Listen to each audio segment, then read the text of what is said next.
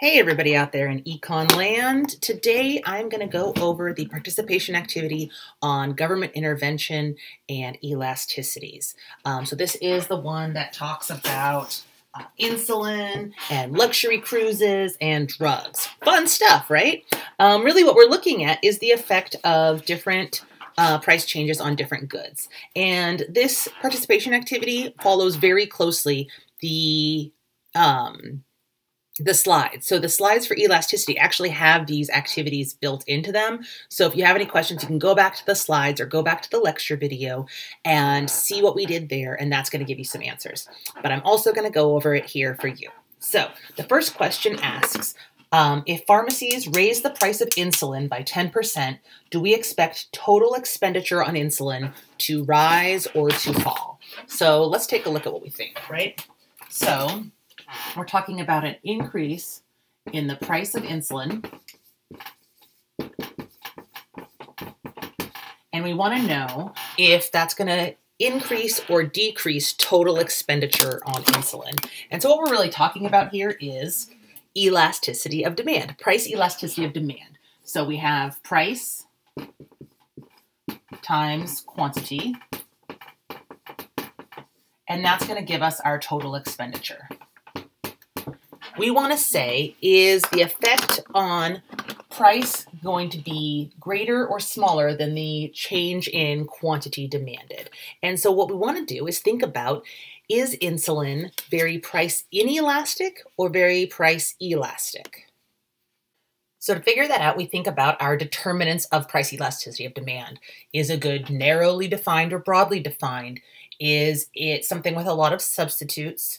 Is it a short run or a long run situation? Do I have a lot of time to change my behavior? And is it a necessity or a luxury?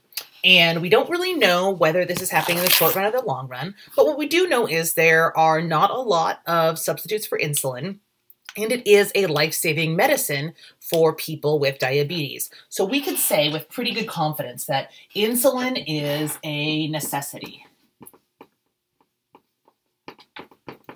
So if the price of insulin goes up by 10%, we're going to expect that consumers are not going to change the quantity demanded by very much, right? There's not a lot they can do. It's a necessity without substitutes. So the effect on quantity demanded is going to be less than that 10%.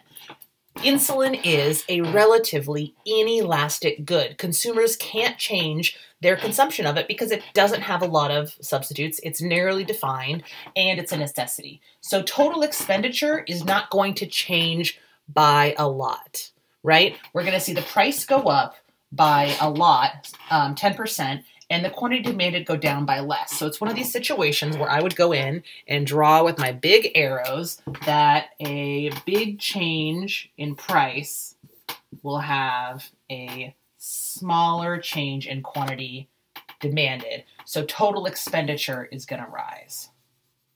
Does that make sense? It's the other side of that revenue question, right? Instead of asking whether insulin companies are going to make more or less revenue, more or less money, we're asking, are households going to spend more or less money on insulin? So if we're thinking about a household where we buy insulin and we need it to live and they raise the price, are we going to buy less of it? No, we're just going to have to spend more to buy the same amount. Does that make sense?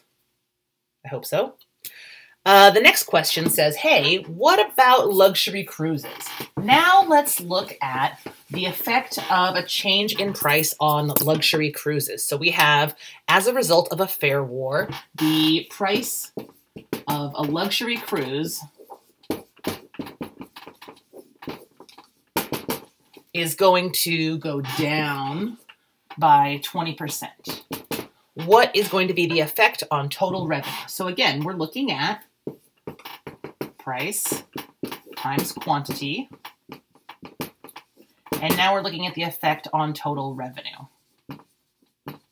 And so we have to ask ourselves again, are luxury cruises price inelastic or price elastic? So what are our determinants? Are there a lot of substitutes for cruises? Depends on what you think. There's other vacation goods, right? Are they narrowly defined? Yeah, a little bit. Are they, it's a short run, long run, it doesn't really say. But what we do know is that luxury cruises are not a necessity, right? It's built into the question, right? That it's a luxury good. If something's a luxury, it's really easy to change our behavior. If prices go up, we say, you know, maybe I don't need to go on vacation. Maybe I'll go on a road trip this year. If prices go down, we say, hey, I've never been on a cruise. Maybe that'd be a fun thing. So we're going to expect to see the percent change in price to be smaller than the percent change in quantity demanded, because luxury cruises are relatively price elastic. They have price elastic demand. There's a lot of response to that change in price. So if we get our big arrows like I like to do, and we say, if we're going to do a small change in price, 20%, it's going to have a bigger effect on quantity demanded, right? So we're going to expect this change in quantity demanded to be maybe 22%, maybe 40%. We don't know. We just know it's going to be bigger.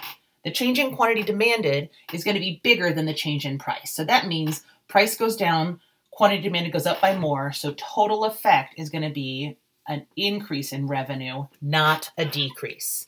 For luxury goods, lowering prices is going to increase quantity demanded to a greater extent, and that's going to drive revenue up. So far, so good?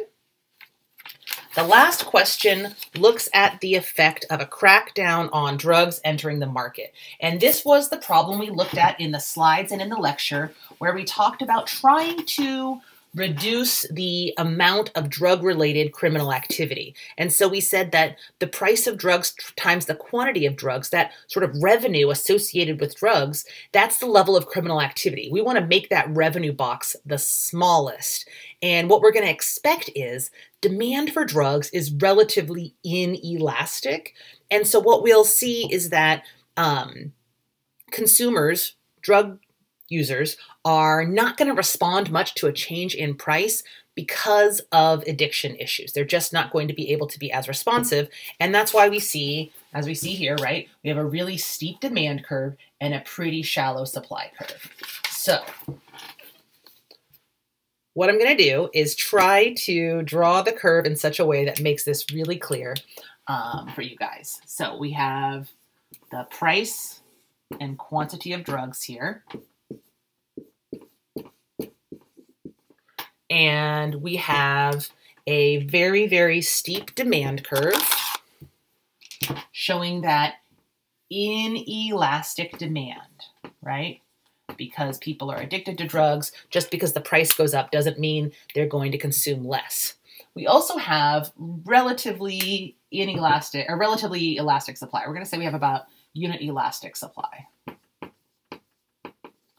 So we can say that right here in our current equilibrium, that gives us the current quantity of drug-related activity in our marketplace. There's my pen.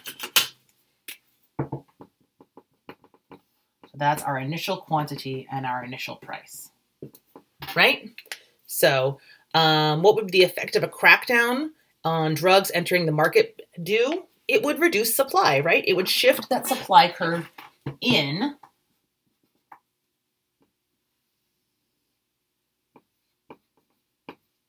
making drugs more expensive, but it wouldn't have much of an effect on the quantity of drugs.